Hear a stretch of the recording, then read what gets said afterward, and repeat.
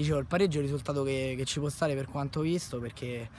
comunque non c'è stata una squadra che ha fatto meglio dell'altra secondo me in questa partita. Forse nel finale noi abbiamo fatto qualcosa in più, ma in effetti pure loro hanno avuto un palo. Comunque sono contento della prestazione della squadra, perché comunque oggi eravamo in 8, non avevamo cambi, quindi non avevamo l'opportunità di far rifiatare qualcuno, e alla fine ci prendiamo questo pareggio. Non dico che puntavamo al pari, assolutamente, anche perché come ho detto abbiamo avuto le occasioni per vincere la partita, però diciamo che è un risultato che ci può stare. Beh, assolutamente in termini di gol, Antonio è un ragazzo che ci può dare una mano, fa l'attaccante, quindi insomma è in gruppo per questo, oltre e soprattutto per il fatto che è un amico.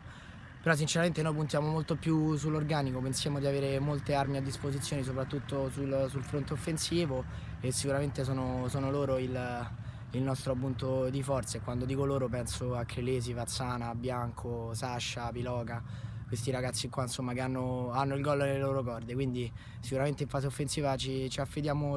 a loro, ma è tutto il gruppo che deve funzionare.